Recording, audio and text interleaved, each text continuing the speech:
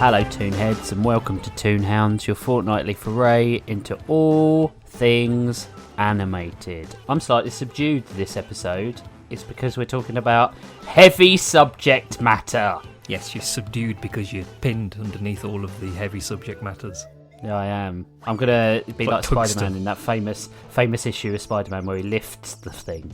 Oh yeah, You know the one I mean? Yeah, that's like early on. It's when Yeah. Doc Ock breaks up a shipping freighter or something. Is it like I think it is. Yeah, I think it's recently after he's kidnapped Aunt May or something, or like Yeah, I think it is. And tried to make her something like marry him. yeah, One of the times he does that. Or it was What a somebody weirdo. who was working at the Bugle. Was she like being blackmailed? By Man, I don't know. don't It was remember. just one of those. It was one of those classic sort of like And they do it Spider-Man's every- this yeah. strong. Look how strong he but is. So We're not like yeah, we're not like that. We're strong emotionally, and even then, sometimes not. I'm Rich, and with me, as always, is the weird dragonfly neighbour to my depressed horse, Spiffsy. Hello. I don't mind being Hello. a weird dragonfly neighbour. Rather that than being a shitbag depressed horse. Yeah, exactly. Man. So we are talking. What did we call this one? Sad animals. Well, we could call it the Raphael Bob-Waksberg Yes. collection because he's involved with both of them. But I think Tuca and Bertie is not as involved as he is with Bojack Horseman. It's more of like an aesthetics thing. But we wouldn't have one without the other, right? We wouldn't. No. We wouldn't. I feel like we picked Tuca and Bertie's. It was episode like 7, wasn't it? Yeast Week. Mm-hmm. Yeah. 7, yeah. Yes. Season 1, episode 7. And then season 4, episode 2 of Bojack Horseman, The Old Sugarman Place, which I remember being the antithesis of the series, where I was like the tentpole of the series, where I was like, This guy sucks.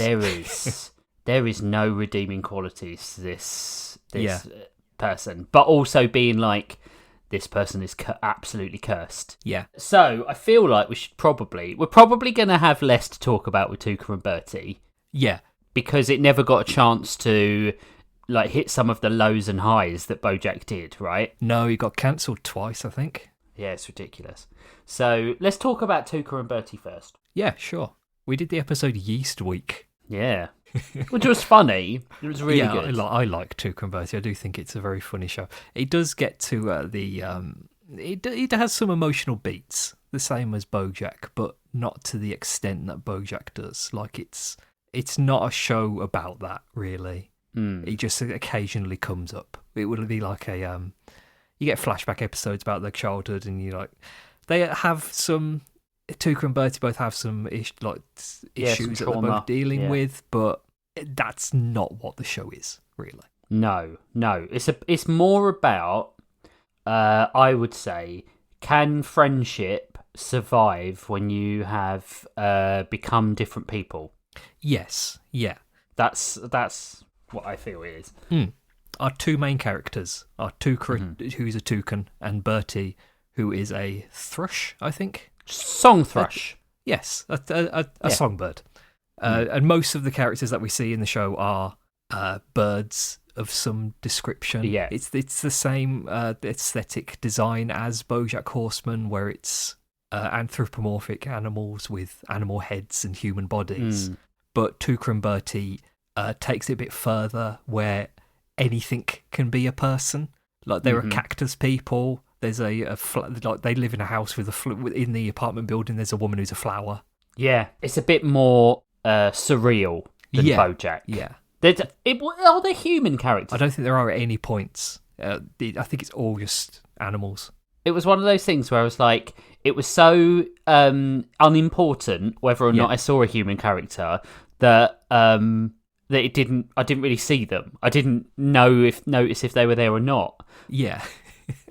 I think like the thing I like about the setup and the premise of Tuca and Bertie is so I think I've said this on the show before, but my ideal if I could write a sitcom, it would be about the years that David Bowie and Iggy Pop lived together in a flat. Because I imagine that must have been so funny.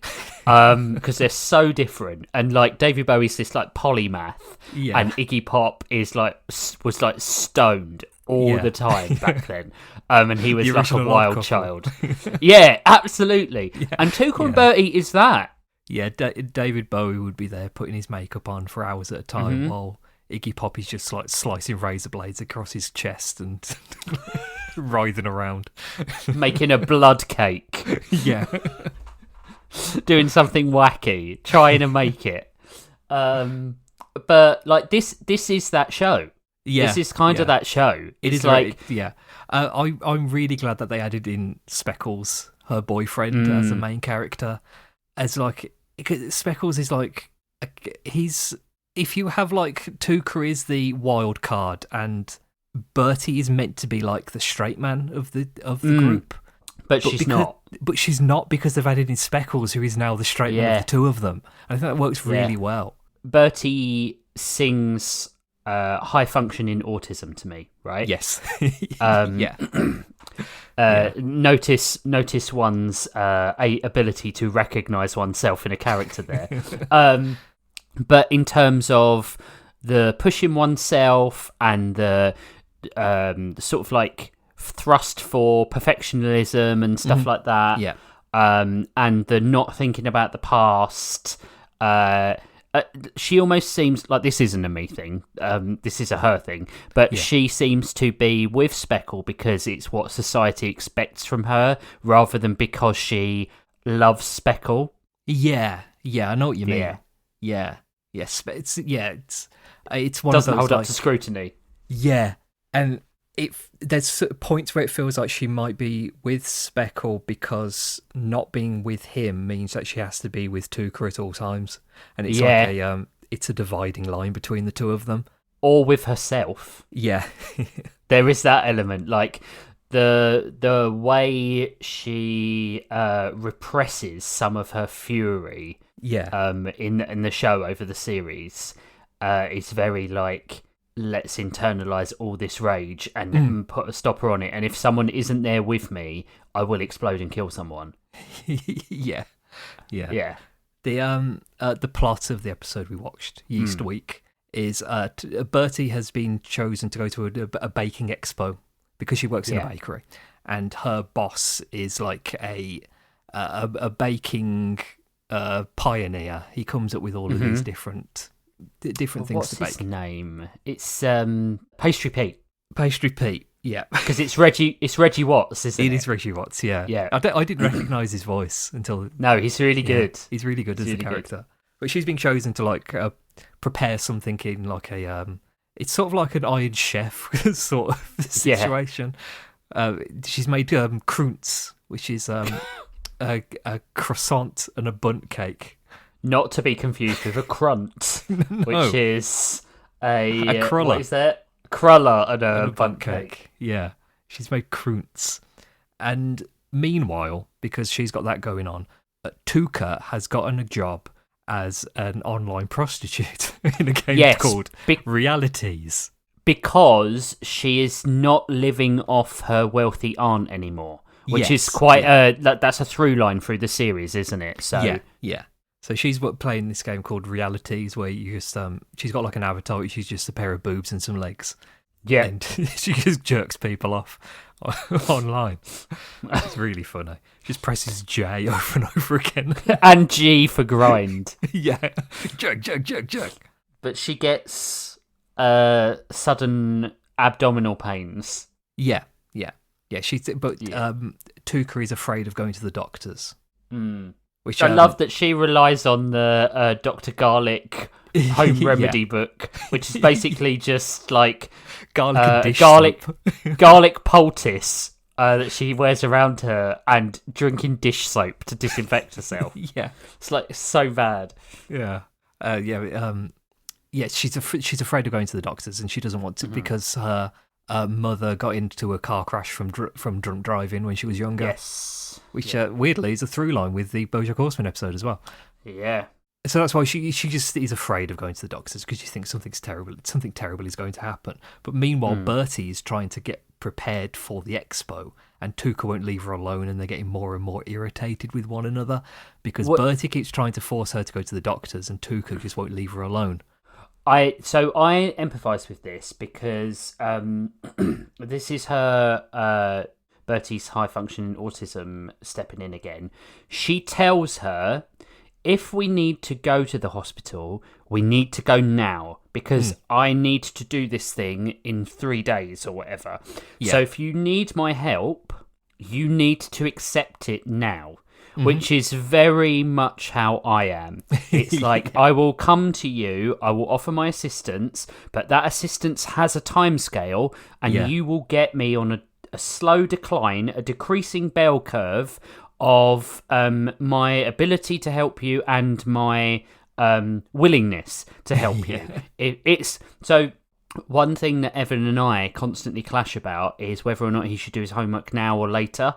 And we have decided, i.e. I have decided, that we're not going to have that negotiation anymore. Before you do anything, you do your homework, because if you don't, I cannot help you because I will be too busy doing other things. Yeah. So I've had to take that choice away from him. But I absolutely, when Bertie said that, I was like, oh, fuck, I know what's going to happen. Like, I've watched this before, so I knew. But like when I watched it again, I was like, oh, God, I remember this drove me mad, this episode. Yeah. But Tuca's abdominal pain looks really horrendous. Like, it looks really painful. It's like a hernia, like what do they call that when it pokes out? Yeah, it's a subdural hernia or something like that. Subdermal hernia. Gross. Hernia. It was great. It was gross. Speckle stares at it and nearly was passes funny. out.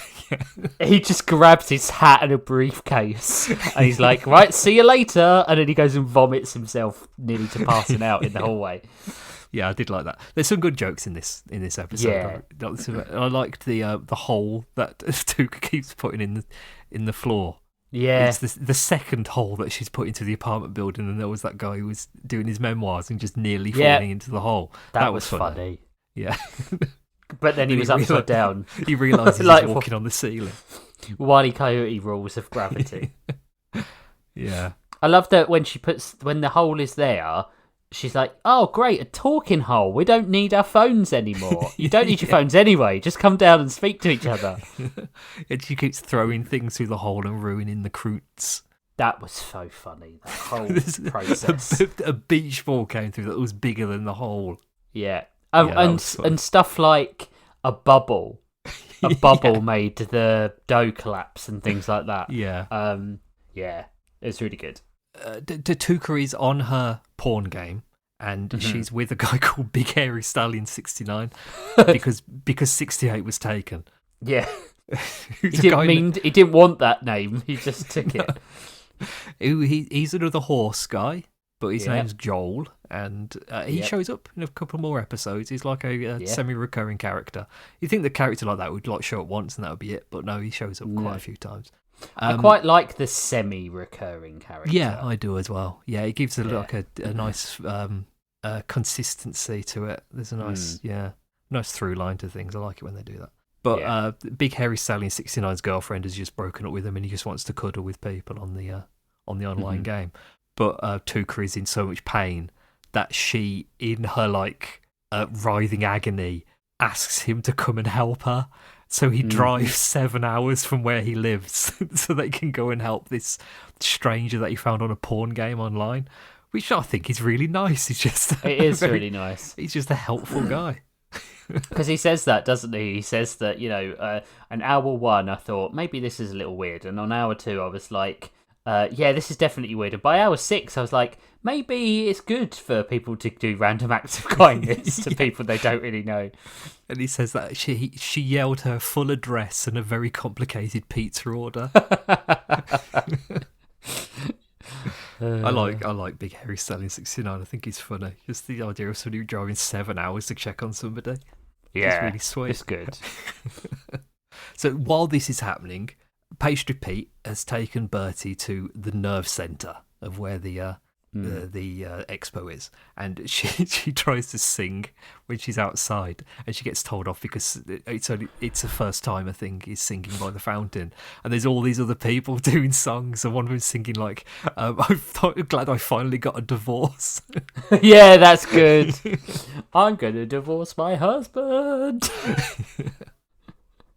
Yeah, there's so many little like gags in this. Well, it's not as there's not as many like visual gags, I would say, as BoJack Horseman, because there's like there's quite a lot of pause the show gags in BoJack. I think they had to do that because it would have been too much, right? Yeah. It's there's lots of like almost like in scene transition jokes in BoJack. Like the stuff in the lake that was happening in the episode we picked, right? Yes, yeah. My favourite new character in this is the ultrasound machine. That when Tuca goes to the hospital, they've decided that doctors and nurses don't have any bedside manners, so they have reprogrammed an ultrasound machine to have a personality and to comfort the new patients. Yes. But this ultrasound machine called Ultrasam is trying to escape from the hospital because they've unplugged his wife, who is a lamp. So weird. Ultrasam is the reason I picked this episode, because it's just one of the most like memorable things from the series for me. When they escape in the ambulance later. Yeah, they knock that guy out to steal the ambulance. But he makes a very good case, like... like quick, help me, that sort of thing. It's very, very good. It's it was very funny. and then he's like, shh, she's coming when the doctor comes back in the room, and he's got like help me coming up on the screen. Yeah. So they do an ultrasound on Tuca to find out what the problem is, and it's an egg. It's all wrapped up in her ovaries, so it needs to be removed, and so she's got to have surgery, which is something she's very terrified of. And Bertie is not there, which makes things even worse for her.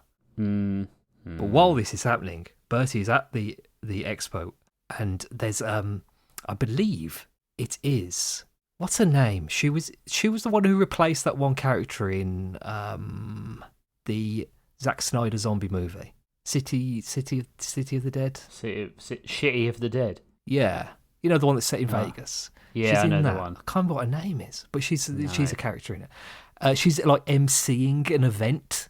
Yeah, where somebody is like in like a silver bodysuit with donuts all over them, high diving into a vat of deep fryer oil to make the donuts, which is a joke stolen directly from an episode of SpongeBob SquarePants. Yeah, it is. I thought it was, but then the oil hits the front row and makes the people there into like churros and things like that. Which is quite they're good. all potato people who get turned into like fries and stuff. Fries, yeah. But in SpongeBob, that happens because they do the high dive into the oil, and it splashes onto all the fish in the audience, and it turns them into like fish fingers, and they put up a sign selling them. It's exactly the same joke. So that was a bit funny. And in SpongeBob was done better, to be honest. Yeah, I think so. Yeah. Yeah. I do really enjoy how over the top the expo is. It's very funny. It's like PAX and Wizard World and San Diego Comic Con all mixed into a baking thing. Like, which when she rises up out of the floor with all the smoke and the lights showing, that made me laugh because her face is just completely antithetical to what's happening to her. Yeah, I think that's that deer in the headlights moment where you realise you're talented, but now you've got to demonstrate it in front of like hundreds of people. Yeah, and I like that when she does the croont. She does the Iron Man superhero landing. Yeah, she nails it as well. Yeah, she's really good. She needed the pressure. She's much better than she thinks she is. After the Yeast Week showcasing, she's meant to be going to I can't remember what the restaurant's called, but it's like a really big deal restaurant. Bread Bowl. All of the Bread Bowl, where all the big name people go. She's meant to be going there to schmooze. Yeah. But then she hears from Speckle, who heard from Joel that Tuca is in the hospital, because Speckle has found Tuca's laptop open and thought that it was thought it was just a regular MMO, and has been playing the sex game playing with people. That's one of the funniest things where he's like, where it says J-O when the person is finished. He's like, yeah, haha, nice. Yeah, that's really funny. Yeah. He's just been playing with Big Hairy Sally in 69. Yeah, that bit is quite funny because that's how he finds out she's in the hospital, obviously. Yeah. And then is able to tell Bertie. This sequence just annoys me. It makes me so mad. Which one? When she's outside the bread bowl, just about to be offered, like, she's with like Michelin-starred bakers or the equivalent in this universe, and she has to drop everything to go and help someone because that's the sort of person. And the whole internal monologue she must have gone through, in that she knows that when she arrives, Tuca's not going to appreciate the fact that she's there anyway. Mm-hmm. Yeah, she's going to say, "I didn't ask you to come." Yeah, there's more of a friendship blossoming between Speckle and Big Hairy Sally in 69 in the waiting room and outside the hospital than there is between Tuca and Bertie. I think that is a very subtle way to show what functioning relationships should be like as well. Yeah. They made friends. They were really, like, they, said goodbye in a sort of like appropriate way where they, promised to get in touch with each other again. And it's kind of like, and then you've got Tuca and Bertie, who are like a car crash. Mm-hmm. Yeah. Mm. Yeah, a lot of the series of Tuca and Bertie is the how easily shattered their friendship is. Like they have a very they would probably describe themselves as best friends throughout most of the series, but it's so tenuous. It does feel like they are really best friends because they met at college and have just sort of gravitated towards each other for all this time, and neither of them know how to fully move on from the other. It's so we've all got friends that we're probably friends with because we met them at a certain time in our lives, right? As well, and like I think there are a few friends that I have that if I met now, I do think I probably wouldn't be friends with you anymore. I wouldn't have made friends with you or made such an effort to be friends with you. And that is a sign of an endearing friendship, that you're like an enduring, where you're like, oh, we're friends, we're still friends, good friends because of that. But these two people are fooling themselves that they are friends. Yeah. At this point in this show. Yeah, I agree. Yeah. And that's quite sad. It is, yeah. It's and it's one of those things where the only way that either of them could solve this problem is by completely cutting ties. Like, I don't think there is a way that they could. There's no way that they could go back to the friendship that they had at the very beginning of their friendship. Like, that, the ship has sailed, and the only way they can reach the same like levels that they had before is through like major amounts of therapy. Yeah. Yeah. It's just it's funny, but there are undertones of sadness to this episode. Yeah. I think these shows particularly both of them are very good at showing human reactions to certain things. Yeah. Yeah. The end of the episode is I think it's similar to what we were just talking about. Tuca has the egg removed. She has, and they put it in an Easter basket and hand it to her. Yeah.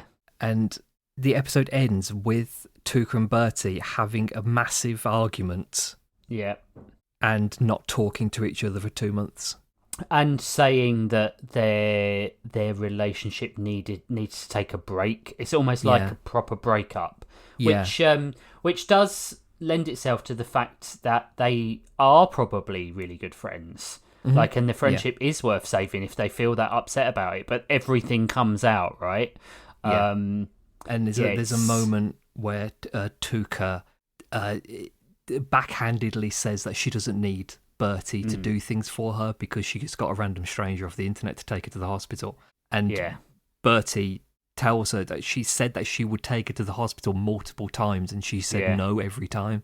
Mm-hmm. Yeah. I it's hard to have sympathy for Tuca in this one. It's one of the main ones where you're like, normally the relationship is not as one-sided. Like, there are things that both of them do, and you just think to yourself, this relationship's dysfunctional, but it's dysfunctional because both of them are mistreat the other in different ways. This one is a very Tuca is in the wrong episode. Yes, yeah. But similarly, she's in the wrong, but not completely unfounded, I think, because her fear of going to the hospital isn't like just a random happenstance. No, it's a phobia. It's a phobia. It's got like there's a reason for it. And also, there is an element of, so if we were in the same situation, I cannot do something for you and then hold it over your head that you stopped me doing something else. I chose to come to the hospital to see you. It is not, you didn't make that decision for me. I made it. I cannot then hold it over your head. That's the sort of shadowy element of it. But it's harder to empathise with Tuca than it is with Bertie at this point. And unless you, I think if there was more made of the thing with her mum. Yes, yeah. I quite like that. It's very subtle. It is a reason. It's just like a very simple reason for her fear of the hospital. But I think that Tuca herself would, not have this be a major part of her personality. Yeah, like she would try wouldn't to like push it down a lot. Yeah, like repression is a big part of her character, right? Yeah. Like the whole I won't spoil it for anyone, obviously, but the traumas that she has encountered throughout her life are repressed in a way that is very, very unhealthy. Yeah. And I feel like she wouldn't even notice that her phobia of hospitals potentially comes from her mum at the time. She wouldn't. Yeah. She probably wouldn't even say it was a phobia, and that is how phobias work on us, right? Like, just avoiding things. It isn't classified as a phobia, but actually, it's a pretty big symptom of you having like a phobia of, public spaces or social events or something like that, right? Yes. Yeah. The episode as a whole ends with Tuca eating her egg. Well, half the egg. She doesn't even touch the yolk, and then leaves the plate over the hole that was going down. She blocks up the conversational hole. Yeah. Which is really sad, but also really weird that she eats the egg. Yeah, I thought that. Yeah. I remember first time watching this, I thought, is that going to be like a pregnancy subplot? Is that going to be a thing? Like, is the egg going to hatch? But no, it doesn't. She eats it. It's pretty gross. It is pretty gross. It's very, very strange. It's very strange, yeah. And I do like the fact that she blocks up the conversation hole with the egg. That's quite a good way to end the episode. But it's a great episode. It's a fun episode. In a very good series. Yeah. It's worth watching. Yeah. It's a shame it got cancelled twice. It is a shame because I feel like it was heading somewhere really good. Yeah. And I feel like it was going to become more Bojack. I don't really remember. It just never got the chance. I don't remember much of what happened in the last season. No, I think I just get the overwhelming feeling that it was heading in a Bojack way. Yeah. I remember there being a subplot about Tuca dating a nurse, but I don't really remember where it went. And I remember some of the trauma stuff comes out, obviously. Yeah. But I can't really remember much else. Yeah, I'd have to rewatch the series, I think. Yeah, I watched it when it first came out, and it was like 2011, wasn't it, or something like that? 2019. Really? Was it that late? Yeah. It finished. Yeah. 2022. It feels like so much longer than that. But I'm thinking of Bojack, probably. I get it mixed up in my head a little bit with the regular show. Yeah, I feel like it's a very regular show sort of like style to it, like CJ and Margaret could have been characters in Tuca and Bertie. One of my big things with this was like the not with the episode as a whole, but the series is the constant struggle with alcoholism. Yeah.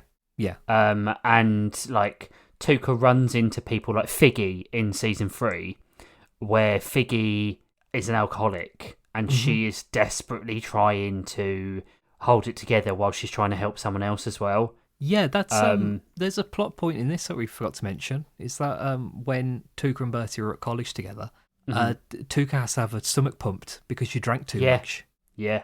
And that's part of the reason why Bertie got to the hospital, because she was worried about that. Yeah. I mean, they cause each other a lot of trauma as well. Yeah. It's a good show. It's a good show. It's very bittersweet. In a way that Bojack Horseman is bitter. Yes. There's not a lot of sweetness there. And I'm glad that Tuca and Bertie did not go completely down the Bojack rabbit hole. Because it seems a lot lighter. There's still lots of dark stuff in it.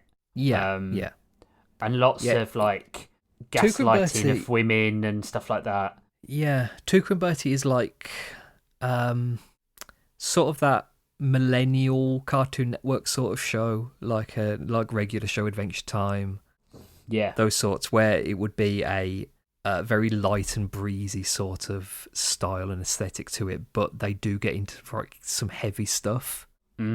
Yeah, but they go a bit further than they would be allowed to than on a show that is aimed towards 8 to 13-year-olds.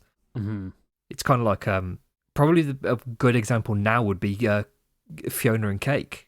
Yeah, I think you're right. Yeah, I do remember so I'm reading the Wikipedia articles. The end of the series 3, I think, is the wedding. Yeah, the wedding of Speckle's sister, and people keep thinking that Tuca has fallen off the wagon. Yeah. Because of her relationship with Figgy, where she's trying to help him, but she keeps having like really severe cramps, and I think I can't remember what it is, but like she needs to be taken to hospital again. Yeah, I think I'm gonna have to rewatch so it was going somewhere. Yeah, it was definitely going somewhere. I'm sure that I mean I would like somebody to pick it up again.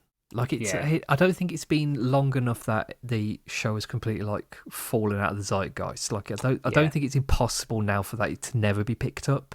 It's only been like 3 years, which isn't. What was really the critical reception? I think it was good, but I don't think it like reached the heights. It didn't reach the heights of Bojack. I think a lot of people wanted it to be Bojack. Yeah, absolutely. Although 98% Rotten Tomatoes, not that it means anything. 98% on Rotten Tomatoes season 1, 100% season 2, 100% season 3. Yeah. The show has become a savvy vehicle through which to explore repressed trauma, workplace sexism, and what may be the most simultaneously nurturing and corrosive friendship in the history of television. Yeah. The show created in and for the female gaze, inclusive and appealing to everybody, and reminding us of the many ways that animation tells multi-dimensional stories that speak to everybody, not just the guys. That's fair. Very fair. So. Yeah. It's a good show. It's a very good episode of a very good show. I'd probably give it an 8. Yeah, same. I would give it an 8. I think what is missing is that because this is a big part of the first series. This is a big sort of like it's a break for a little bit. Yeah. I think what's missing is the impact it could have, because it doesn't feel like the impact lasts very long. Yeah, I think the episode immediately after this one is more of the impact. It's like the last 5 to 10 minutes of this episode feel like a gap between the two other episodes. Yeah, it's like it's a bit of a build up. Yeah, and that's why it will get an 8 and not a 9. I think. Yeah. Good episode. Very good. I think it's really good. Yeah, it's very worth a watch. In a way that if you want to watch something that makes you happy in a lot of ways, I think this show is perfect. we're going to take a break and we're going to have a look at the other side of that coin, a very, very good show that makes you feel like shit and makes you feel guilty for watching it. So we'll be right back in a minute. Bye. You haven't seen any extra chickens running around, have you? No, I don't think so. Who's this?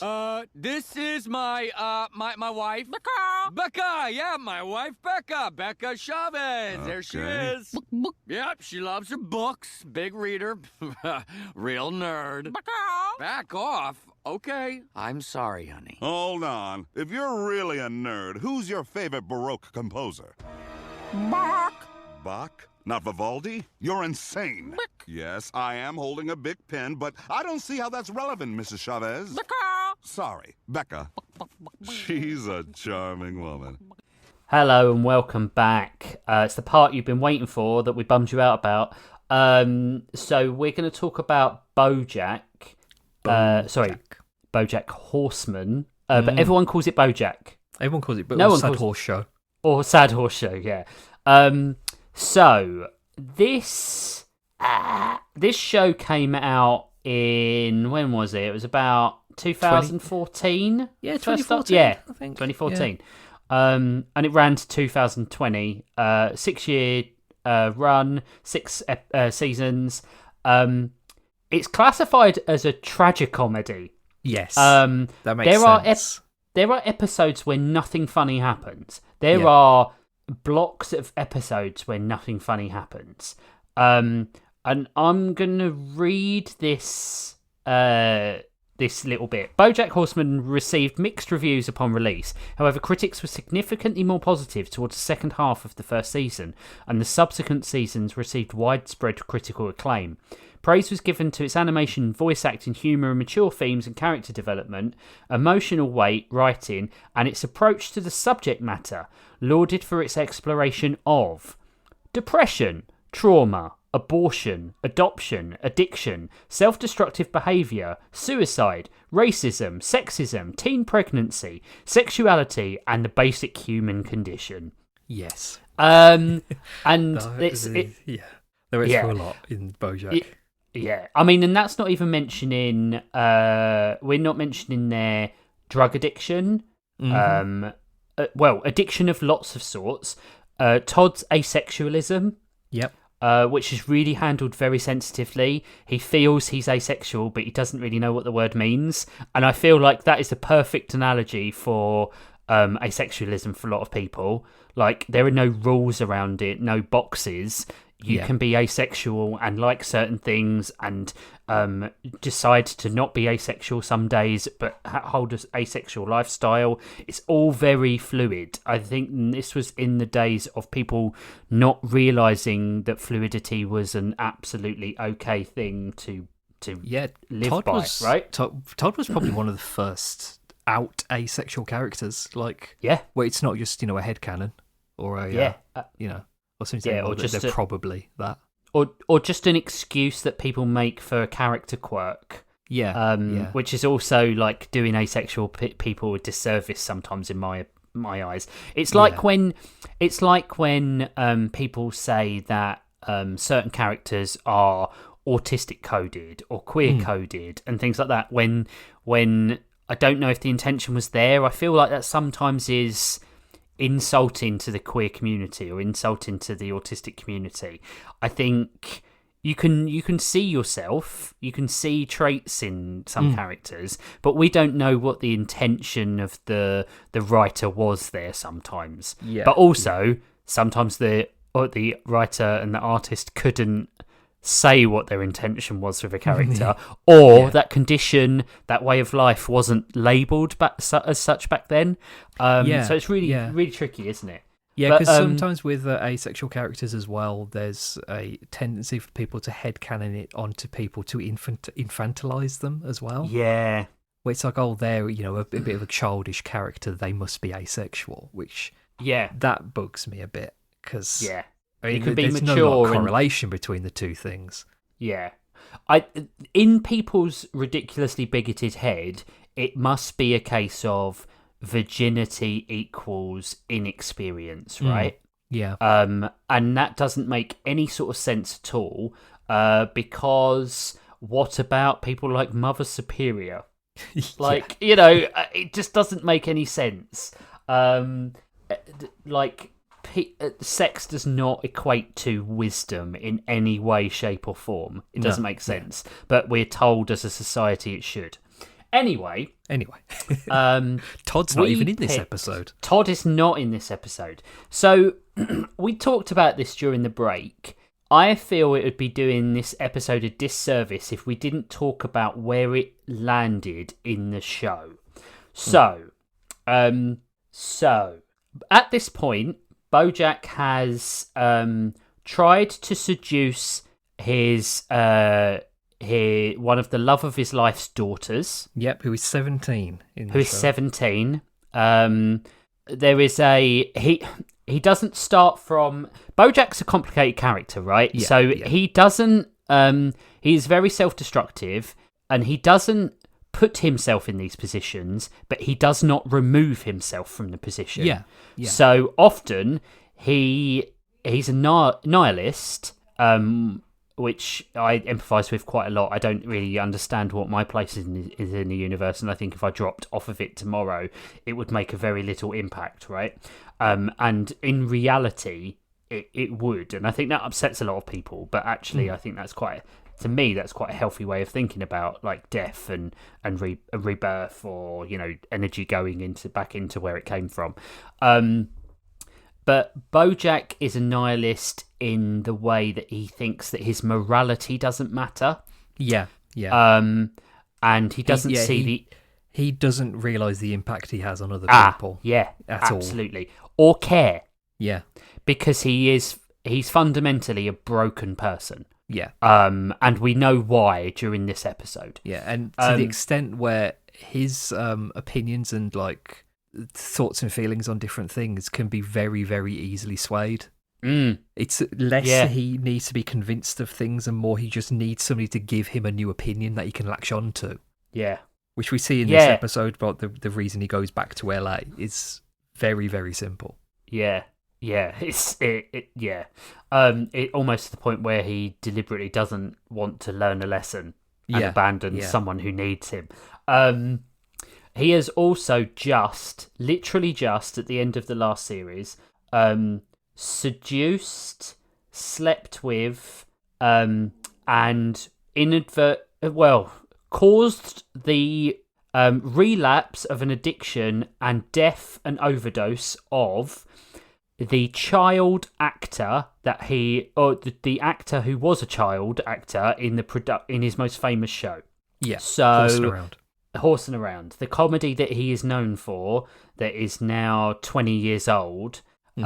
He sleeps with and gets the young character who he used to mentor. So there's also an element of, was she groomed? Yeah. Gets her hooked on heroin and she dies of a overdose. Yeah. It's though the previous few episodes, especially the ones that were going throughout season 3, at the point that a lot of people say that it's the worst he is out of the entire series. Like it's his absolute low point. Yeah. It's the part where people realise he is not a good character. No. He's not a good person. He's a good character, but he's not a good person. Yeah. He there is a tragic element to it, and we'll go through that as we talk about the episode. But in the episode where this character, the character dies, he drives, borderline stalks the 17-year-old daughter of his previous love that he almost had sex with. Because he wants to know that he goes with the intention of trying to apologise, but really it's about making himself feel better. Yeah. And then it's every single person that Bojack comes in contact with, he somehow makes their life worse. But people continue to care for him and try to do things for him. Yeah. But it never sticks. Like, no matter what they do, he's going to ruin it in some way. Which is... he's toxic. He's very, very toxic. And to the extent where in one episode, the most, like, amiable person in the entire series yells this at him, that he is a toxic asshole and nothing anybody ever does is going to be good enough for him. Yeah. Now, it's hard. I find it very hard to separate a protagonist, because he is a protagonist. He's certainly not a hero, but he is the Walter White analog, the Slippin' Jimmy analog. He is the you feel sorry for him in a lot of ways because he the protagonist effect, but you do understand throughout the series that he is the fucking pits. Yes, and this is a really good example of an episode that is demonstrating that. But it also it demonstrates the dichotomy of it, in that there are reasons for his behaviour and there are reasons why he is so broken.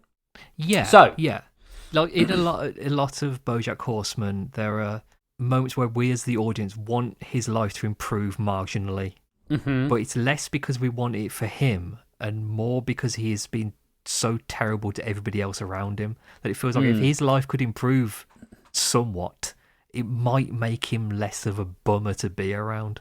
Yeah, and less of a bastard and less toxic. Although there is an element of, I do want his life to get better because I want him to escape the curse of his background. There is that as well. So we picked an episode called The Old Sugarman Place, which is generally considered to be one of the best episodes of BoJack for this very reason. And it starts with... it's him... in the 1940s. Yes, with Crackerjack. Yes, where Bojack's mum, Beatrice, her brother, Crackerjack, and their parents, who are called Honey and Joseph. Yes, yeah. So Joseph is Joseph Sugarman, because Bojack is from Old Money, which is also a reason not to like him. But Honey and Joseph go back to the Old Sugarman Place, which is a holiday home.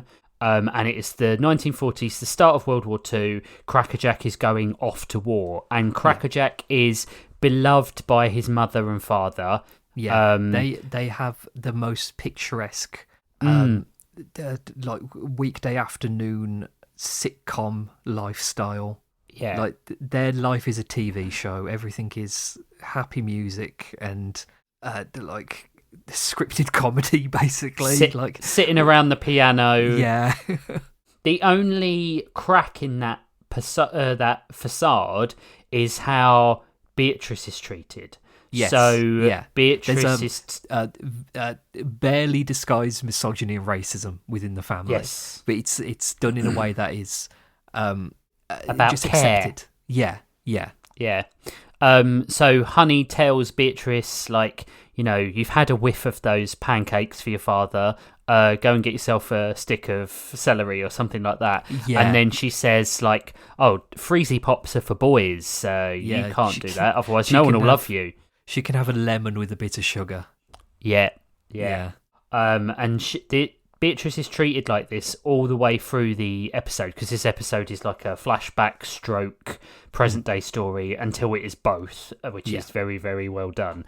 But in the present, Bojack almost runs with horses. He runs away with the wild horses. Yeah, this is one of my favourite things about the world building in Bojack Horseman, is that there are animal people, but they're not completely humanised. Like, they still have animal traits and behaviours. Like, we see some termite children gnawing on wood at one point. And there's, in a few episodes, you see like fly people and moth people like flying into lamps. And in this episode, there's a squirrel who's burying nuts when it's winter. And picking them up when it falls out again. Yeah, he's dug a couple of holes. It was really funny. He's dug a couple, and there was the people playing in the lake. And then they do flips like dolphins and things like that. Yeah, that's really good. But yeah, Bojack almost runs away with the wild horses because he is hiding the fact that he has inadvertently caused Sarah Lynn's death as well. Yeah. So he's running away from it. He's running away from all of his problems. There is an argument that he could have got her to the hospital bed quicker. And that is always a question in the series about whether or not he could have done more to help Sarah Lynn. He could have, definitely. But past the point of overdose. Another thing Honey says to Beatrice, she tells Beatrice she makes a promise to never love anyone as much as she loves her own son. Yeah. Which is fucked up beyond That's belief. Really fucked up. Yeah. And Beatrice and Bojack's relationship through the series is horrible. It's a Tony Soprano, mother Soprano relationship where she hates Bojack, and he hates her, and he cannot wait for her to die, and then realizes that he needs her when she's dead. It's like Beatrice is in like a completely loveless family. Like it's not just a loveless marriage; it's the entire family is completely loveless, which causes pretty much every issue in the entire series. Yeah. Like Bojack's relationship with Beatrice is the trigger point of everything. Yeah, because he doesn't ever feel like he's good enough, so he self-fulfills his own prophecy. Yeah. But essentially, what happens is the flashbacks are interspersed with the show, and Crackerjack is killed. Yeah. And Honey has a mental breakdown during the celebration of the end of the war, and she gets exceedingly drunk and violent at the party, and tells Beatrice to drive her home. But Beatrice crashes the car, and Beatrice's father, Joseph, has Honey lobotomized. Yeah, I was so shocked the first time I saw this. Yeah, it's there's a line she says at the beginning of the episode where she says, "I'm in half a mind to kiss you," and he says to her, "Well, that's the half we'll keep." And then later on, after she has the lobotomy, she says, "I'm in half a mind," and then she loses her. Yeah, she what loses she's her train of saying. thought. Yeah. And she forgets how to play the piano. Yeah, which is something she shared with her son. But she cannot cope with the fact that Crackerjack is dead, and she is on a path of self-destruction. Yeah. Similarly, at the same time, not in the same time period, but in the present, Bojack is drives out to the lake house, which has become like really run down and dilapidated and is falling apart, and he is trying to fix it up badly to distract himself from it. He wants to do it all himself. Yes, because he thinks he can. Yeah, because I think part of him thinks that if he can fix this up, it means he has done something worthy. Positive. He has fixed something to do with himself. Yes. Where instead of fixing the things that he should be trying to fix, like his own relationships with people, he is trying to renovate a building, which is a pointless endeavour. Yes. He's also trying to repair something that is a source of so much sorrow. Yeah. So he befriends, I think is a slightly misnomer, but there is a neighbour who is a dragonfly called Eddie, who is grumpy, and he says he can't fly anymore, and he hates the Sugarman house and tells him that he should tear it down. But Bojack tricks him into helping him because he refuses to put the door up. The funniest bit in the episode is when Eddie tells him that he's fixed the door, and Bojack rips it off the hinges because he didn't want him to fix it. Yeah, it's so stubborn. And he fixes the door again, and Bojack can't get it to come off the hinges. And he says, "Why did you fix this door so good?" But eventually Eddie helps because he takes pity on Bojack because Bojack's doing a fucking shit job of doing it. And it's when they have finally fixed the house, they notice that the weather vane is missing and it's been stolen by the crabs who own a restaurant down the way. And then the element of the curse of the Sugarman Horseman family is really displayed by the fact that as he's going to steal the weather vane, it's at the same place where Honey went mad and got drunk and asked Beatrice to drive the car home, and the flashback is superimposed over the present day activity, and the characters can almost see each other. Yeah, we get a duet between Honey and Eddie on a piano. And we get Beatrice looking up at the roof where Bojack is, not understanding why she can see him. And it's very traumatic. Yes. They did drive... you know that the song that they sing was written for this? It's not a it's not I a real read song. that. Yeah, it's that weird, was really isn't surprising because it's a very it Wartime, feels real. Yeah.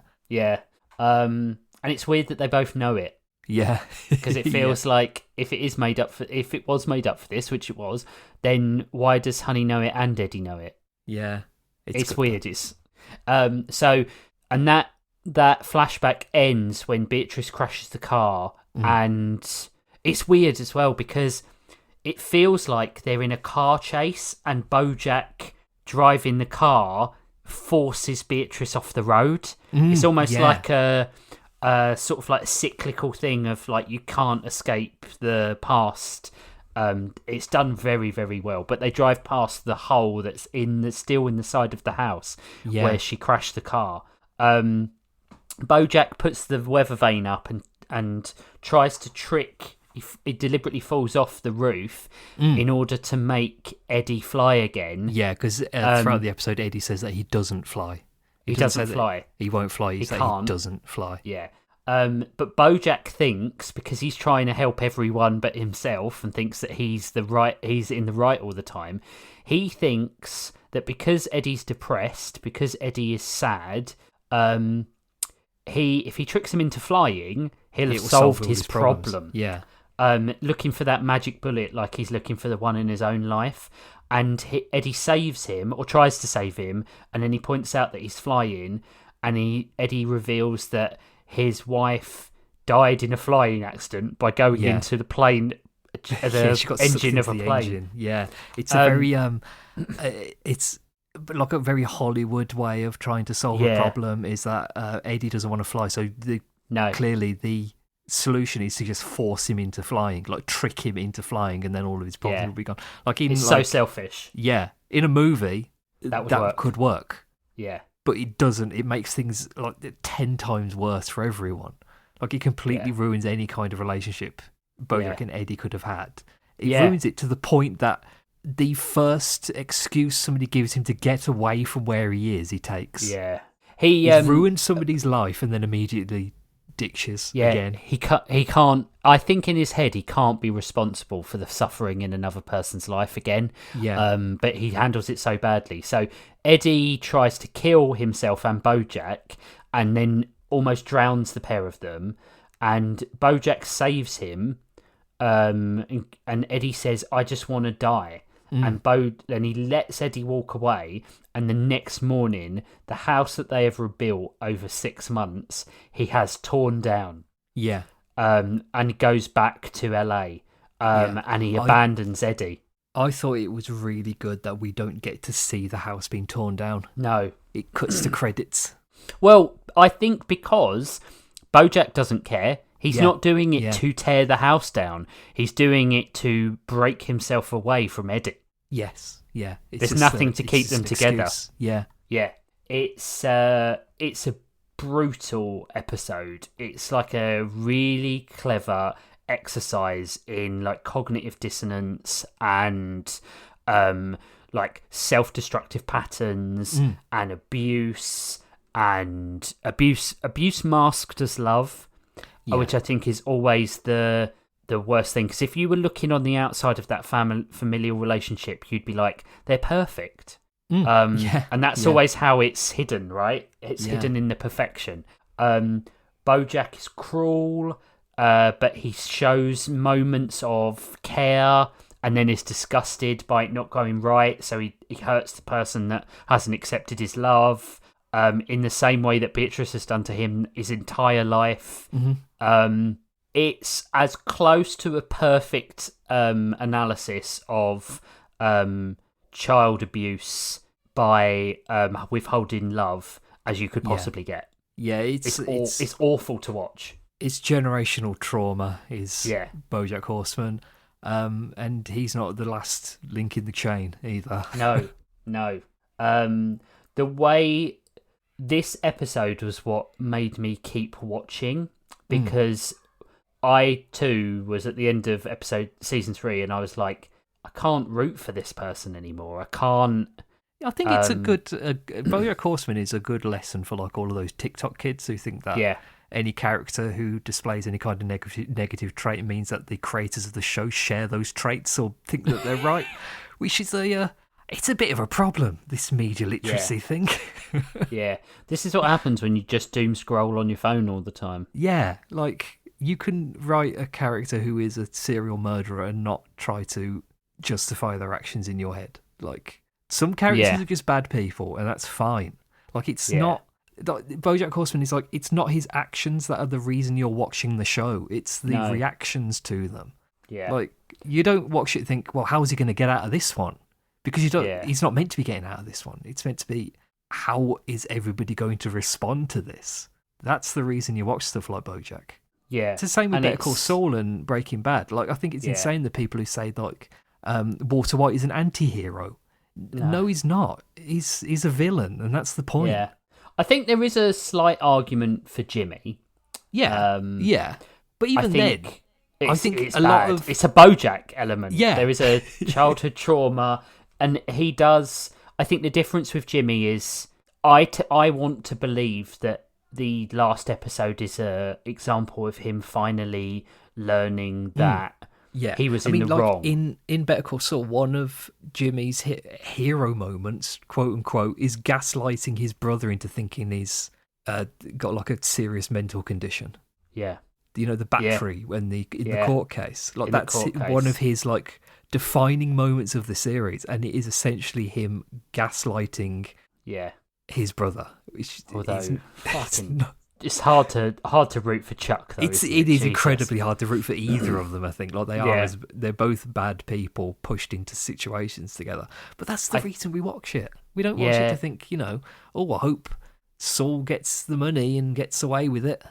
Well, we know he doesn't, and that's the joy of Breaking Bad. It's like, how are we going to resolve the conundrum that is Jimmy? Yeah. And you can't. That last episode is just a masterpiece. Like, I was like, oh, right, so we're going down the route of he's fooled them again and he's going to get away with it, which I would have been absolutely perfectly fine with. And then he gives it all up because he loves Kim so much. Yeah.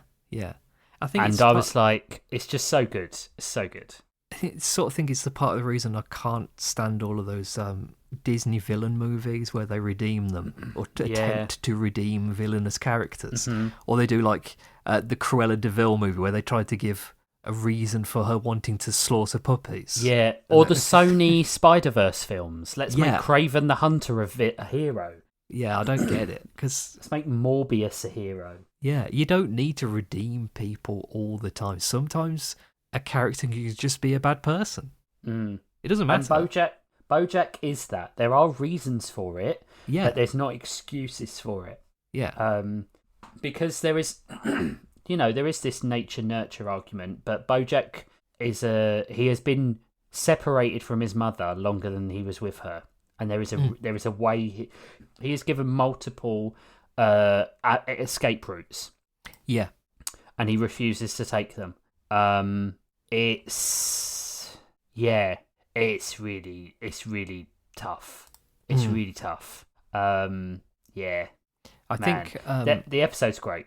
It's a great episode. I like that there is still elements of comedy throughout it. It's not one of the episodes where there's no humor whatsoever, but a lot of the humor is like, ooh. Yeah. Joseph is the villain of the whole series. Yes. Yeah. Because I think this hidden this hidden but not so well hidden racism, misogyny that frames Honey, and then Honey's attitude towards Beatrice frames her relationship with Bojack, which frames his relationship with the entire world. Yeah. I think the last lines in the entire series, in the very last episode of Bojack Horseman, are Bojack saying, "What are you going to do? Sometimes life's a bitch and then you die." Yeah. And then Diane says, "Sometimes life's a bitch and you keep on living." Yeah. I think that's the entire series, really. It's a lot of bad stuff happens to Bojack throughout the entire series. He causes a lot of bad stuff. It's a vicious cycle between him causing and being caused by bad stuff, and things just keep on going. They just keep spinning. There's only two things that could be better, that could make this episode better. One is no mention of the website whatimeisightRightNow.com, which is a funny thing from the last from this series. Yeah. And then Mr. Business. That joke always cracked me up whenever he turned up. It's like it's three kids in it's a kid in a suit. Job factory. The Job Factory. Yeah. So funny. Yeah, it's so close to perfect, this episode. It's a 9 for me. The one of my favourite jokes in this episode is you're like Josh Groban if he didn't think he was funny. And I just love that joke. It's what really makes me laugh. I love it when Bojack just shoots down some random celebrity. He's been so poisoned by Hollywood and the life of celebrities. He's just sick of all of them. Do you know that the episode Downer ending, which is like the one where he imagines his at the end of his journey, his daughter Harper. It's named after Harper's Landing, which is where the house is. Yeah, I think that's really bad. It just goes to show that there was no way to ever escape the curse, right? Yeah, the curse, quote unquote. The plot line with Hollyhock as well, where she very nearly escaped the curse of being a horseman, but the moment that Bojack comes into her life, Beatrice comes into her life and nearly ruins it again. Yeah. It's he's a poisonous character. He is, but he's been poisoned. Yes. I think that's really important for everyone who is watching this show to really understand. He is poisonous because he has been poisoned, and it's sad. The show is sad. Yes. Yeah. I think it's really funny that Matthew Broderick plays his dad. Plays his granddad. Yeah. And Lin-Manuel Miranda is Crackerjack. Yeah. What? So the joke in the episode about them doing the Bojack Horseman story, and he's played by Paul Giamatti. Yeah, that's funny. It is Paul Giamatti voicing himself. Yeah. Yeah. It's really good. I did really like those jokes with Tamara and Tamara at the where she store. But Bojack, you're way too skinny to be Bojack Horseman. Bojack Horseman's not fat. Yeah, and he says, "Why did they get him to play meaty roles like that one?" Mr. Horseman. Yeah, he doesn't look anything like Mr. Horseman. It's so good. It's a 9 for me. It's probably... Yeah. This is one of those episodes I watch and think, I want to watch the whole thing again. Yeah. I just can't. I promised myself I would not watch this again. I think I could. I could, but I would feel bad for it afterwards. Well, I don't know, because I think it's quite a bittersweet ending. But it takes a long time to get there. It's, 76 episodes? Something like that? If you ever want to feel what it's like to watch the entirety of Bojack Horseman as a microcosm, watch the opening credits. That is what the series feels like. You're confused. There's a character you don't want to root for, but you feel engaged with. Yeah, it's just surrealist. It's very odd. It's a very odd show. It's a I'm fantastic surprised it show. got yeah, It yeah, is a but I'm fantastic surprised it got made. Yeah. Yeah. It's about as perfect as an episode there could be for this show. This is I'm glad we did this one. I was kind of like, because we talked about doing the actual Sarah Lynn episode, which I feel would have been like I almost feel like we should have done like this as a 2-parter. And then we could have done the episode with the funeral. That's very hard. Or the silent episode. View from Halfway Down came up as well as an option. There's the one where he is outed and has has to do the television interview. Yeah, that's really uncomfortable. Rough. Yeah, there's all the episodes with Herb as well that could have been good. It's odd as well because when you watch BoJack, you're like, I hate Mr. Peanut Butter as well. He's really annoying. And you're like, but he is a nice person. Yeah. And I think the difference between Bojack Horseman and me is that I would absolutely keep Mr. Peanut Butter around and he would be my friend, even though I would hate him. Because that's just what you have to do. But yeah, it's a great show. It's very tough to watch, but it is a great show. Poppy said that she watched a few episodes like back in the day and just never got it. And so I'm hoping that this conversation will make her revisit it because I think BoJack is something that needs to be watched. But it does make you feel like shit, Pop. Sorry. But it's kind of one of those shows that you do you ever enjoy BoJack? I think there are episodes that have funny premises or just like I think there are like lighter episodes throughout the series, but most of the times when BoJack is like a central piece of the plot, they are very depressing. Like it is just a steady decline of him as a person over the course of the 6 seasons. Even when you feel like it's going up again, there's something is going to happen to bring it back down. Like every time he meets a new person, you think, don't get involved with Bojack Horseman. Yeah, and you hope that if they do enter his sphere of his gravity well, that they're going to be able to be the ones who pull him out of it. Like Diane. Diane is always the one who's like, I'm praying for her to like make him see what shitbag he is, but she can't do it, and she's like. I mean, she's shitty in her own way a lot of the time, right? But she can't pull him out. She can't pull him out of that black hole, and he's dragging her down. And you just hope that the next interaction he has is going to be the one where he realizes that he's going to die alone, and he never does. He never does. No, he never does. It's not really anything much else like BoJack Horseman out there. No. It's a very one of a kind show. Yeah, I'd say that too frightened to be BoJack. Do you know what? I'd probably say that Breaking Bad and Better Call Saul are the things that are most like BoJack Horseman. Yeah. If you took all the animal puns out of BoJack Horseman and made it a show like Better Call Saul, it would still be really good. It would fit in with those two shows very well. This would be an Apple TV exclusive, it feels like, if it was a live action show. Yeah, just like Pluribus is. Yeah, I haven't watched it yet. No, me neither. I saw the first episode is free online. Yeah, but I don't want a taste. I want the whole thing. Yeah. I'll watch it at some point.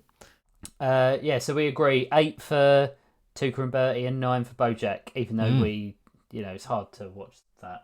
All right, cool. Do we have any emails this week? Yes, we do. Let me load up me email pocket.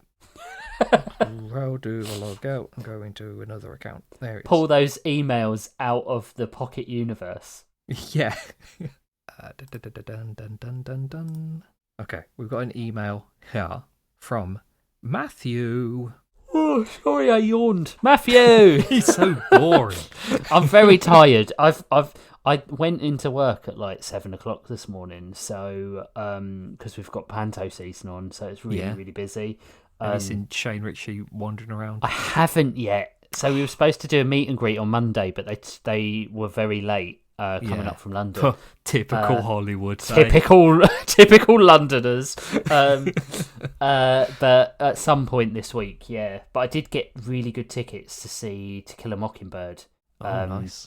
I spoke to my friend Tony Tickets, as everyone calls him, and he was like, "I've got really good seats for the Saturday performance, but you're gonna have to pay for them." And I was like, I'd rather pay for good tickets than get shit free tickets. And he was like, "Yep, absolutely." So I'm gonna go and see To Kill a Mockingbird because it's gonna be awesome. You have to get the good seats in case they put the house lights on you and you have to stand up and wave to the people. We've got apparently the best seats in the theatre. Oh, nice. You'd have to wear like a robe. Anyway, Matthew's email is entitled Great Epi. It says, "Hiya, hounds. I just listened to the latest episodes besides the last 5 minutes. Great stuff. I got to check out Undone. It sounds wild. Also, Midnight Gospel kind of feels like a surreal spiritual successor to Dr. Katz, which started as simple animation, so-called squiggle vision, of comedians doing their stand-up routines as if they're speaking to a therapist." Yeah, that's true. Yeah. Yeah, it does. It is like that. I didn't even think about that when we were... I didn't either, no. No. It's not much in the animation department, but it's almost a pre-podcast podcast. Speaking of podcasts, I listened to the first episode of David Cross's podcast, Sense Working Overtime, with Bod Odenkirk, like Rich recommended. And it's super funny. Bob is so damn funny, it's unreal. I'm so glad you listened to it because I genuinely think it's the best episode of a podcast. Not just that podcast. It's just in general. But it's just in general. It's the funniest thing. I fucking love that episode. I wouldn't be able to say what the funniest podcast episode I've ever listened to is. Have you listened to that one? I think so. I think I have. I'd have to really re-listen to it, remind myself. Yeah. It's highest recommendation.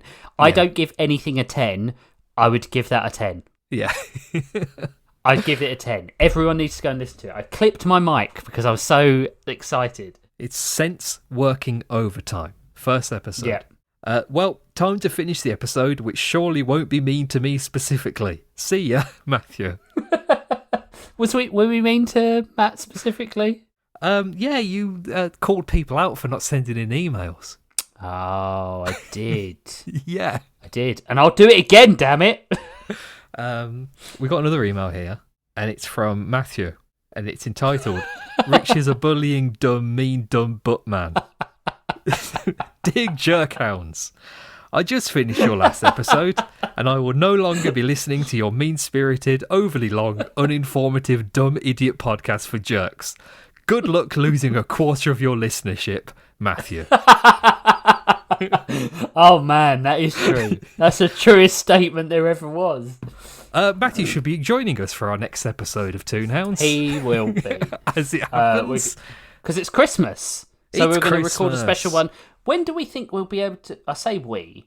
Well, I actually think that the Christmas episode might be out before this one, because I like to have it Oh, out right. before the big day, the big 2-5. And this episode will be coming out... If I release this episode on my usual schedule, this episode would come out on Christmas Eve, which doesn't really work as a Christmas episode. So this will probably come out after Christmas. Yeah, I don't think. edit this one. Keep this one on the back burner. Make this the New Year episode. Start off the I New think that's Year what's as we gonna mean to go on with hideous depression. But then after that, I don't really know what we're doing as our themes. I think have we gone through our list already? No. What have we got left? I don't know because we never keep it. No, we never write these keep things it down. Close. Well, we do, but then we instantly lose them. Yeah, let me load up my Ellipsis account and I'll see if I can find it, because I wrote it down on a document. We're keeping all this in, by the way. Yeah, of course. Yeah. Toonhounds episodes. Oh, that's what we're doing. Pirates of Darkwater and Conan the Barbarian. Lovely. That's a good one. And then what have we got after that?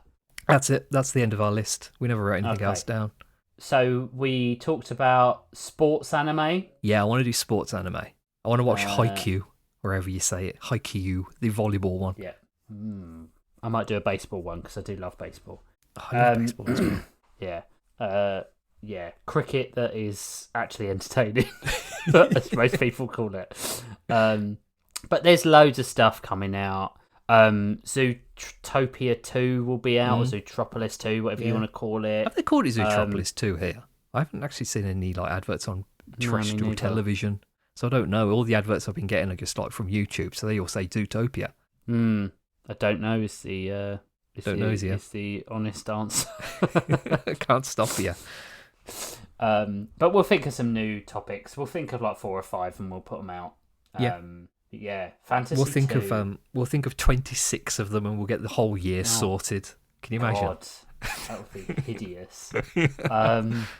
God, the end of the year would just be random crap that we just thought up on the fly. It's almost like the way we do it already. We're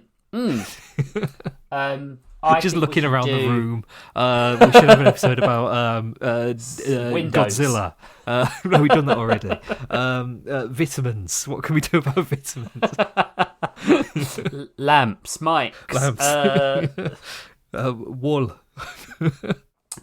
We should do superhero team-ups, because I think we haven't touched Justice League yet, and Justice League one of the best. They've just recently, or will soon be, removing all of the DCAU stuff off of Netflix, which I think is really funny, coming so soon after the Netflix acquisition of Warner Brothers.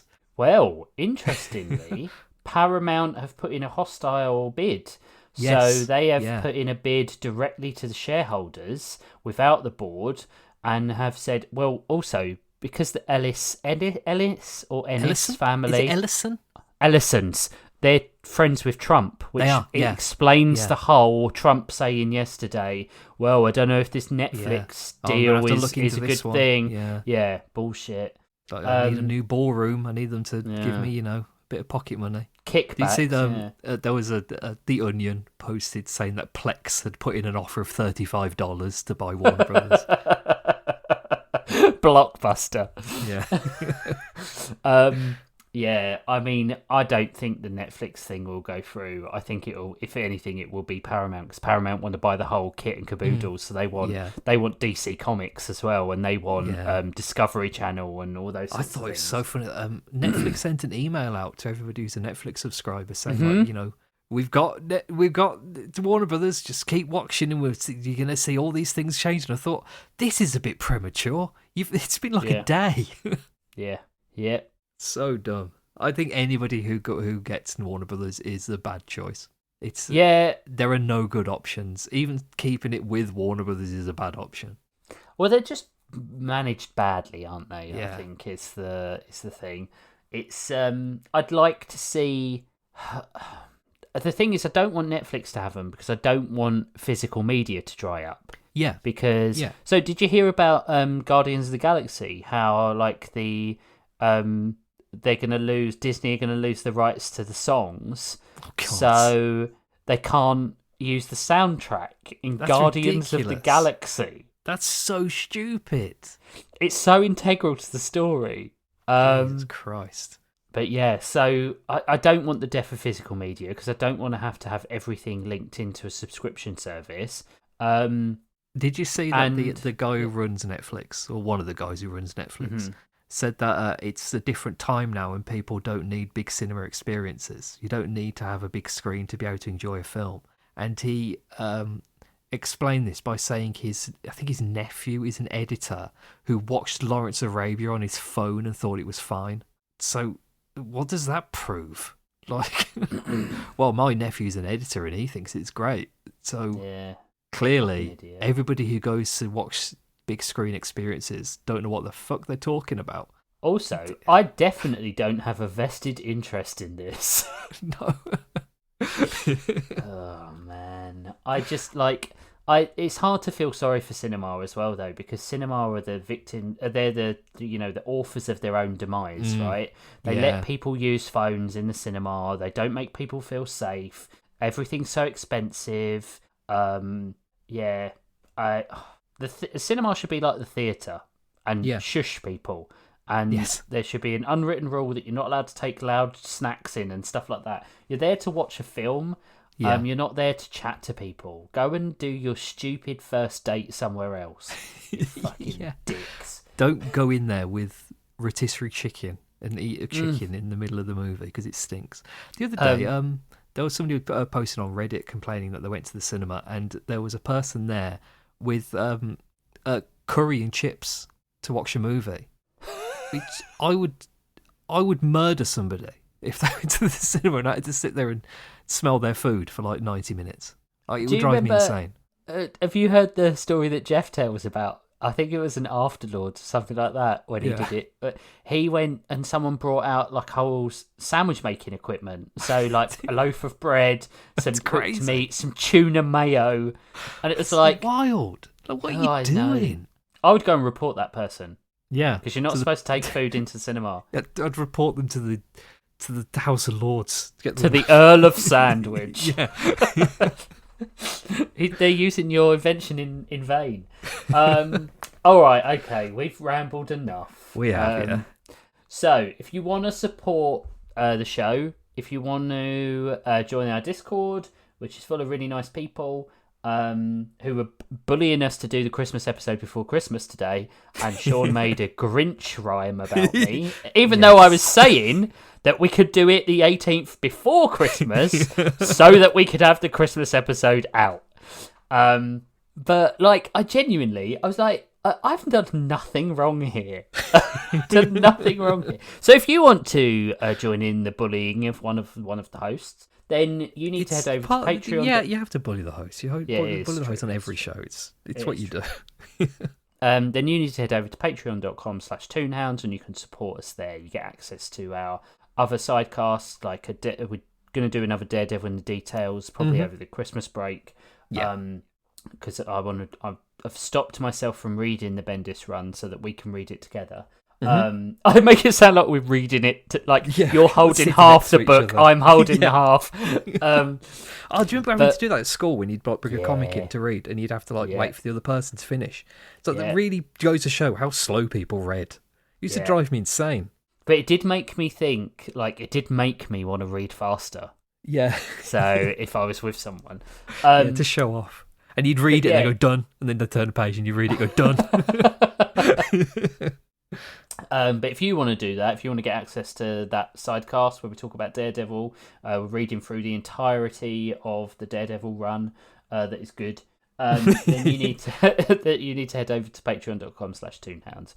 Next time on Toonhounds will be Pirates of Darkwater and Conan the Adventurer for you guys. For us, it will be the Christmas episode. Where we're going to talk about some Christmas shorts that we like. What did we do? We're going to do Shrek the Halls. You're going to do some weird doing the Chuck E. Cheese thing.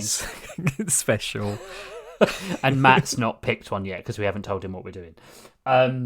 So we will see you in 2 weeks. But possibly, I don't know, it's Christmas. Yeah, maybe. Might be 3. It might be 4. Yeah. You'll just have to deal with it. Speak to your families. Speak to your families. In fact, no, don't. No, don't do that. Just listen to us. Just so we've got a back catalogue. There's like 104 episodes. Just listen to all of them. Go listen to our one where we did the brackets. That was a really fun episode. Yeah. That we've probably got enough that we could do another fucking tournament at this point. But take care of yourself over the holidays. Oh, it is past the holidays. Take care of yourself over the new year. And because January blues and stuff like that, feel free to go and buy yourself something to cheer yourself up. That's what I'll be doing over Christmas. Yeah, I got myself. Well, I haven't. I went halves on it with my mum. Yeah. My Christmas gift, I can't wait to get it. I'm getting a disc drive from a PlayStation. Ooh. Because I've got a digital edition PS5 and I've got a disc drive. So I'm going to be able to finally play PS4 games on it. Lovely. That is good. That's why I wouldn't buy digital only. Yeah. Because I had so many PS4 games and I was like, I can't not ever play these again. And it's also my physical media thing. What am I thinking of buying in the new year? I'm thinking of buying a Steam Deck. You totally should. Oh God, I want a Steam box so bad. I don't even know how much they're going to cost. Yeah, I can't imagine like £700, something like that. Yeah, if it's over like 1,000, it's not happening. But I think it's Yeah. going to be like 500 to 700. That's something I can like save up for. That's a fine price but for what also- it is. Also, sod building a gaming PC. Oh, absolutely. Yeah, it's too expensive. it'll do you know everything what we RAM is need to costing do. now? Yeah, I know. It's ridiculous. It's cheaper now to buy like a pre-built for like $2,000 than it is to buy the pieces of a PC. It's insane. And it shouldn't be that. No. It's almost like people have monetized the hobby. Yeah, Like they It's do AI. all the time. Right. like most things, okay. you can blame AI. Most things you could buy in AI. No, I said you can blame AI. Oh, wait. What is it? Most things you can buy in AI. I was like, well, why would I do that? Why would you don't do that? own anything. Buy a monkey Doesn't make any picture. sense. Right, so we'll see you in indeterminate amount of weeks. Yeah, we'll see you. And yeah, see you later. Bye. Bye. See you later. Bye. Last episode we ever recorded.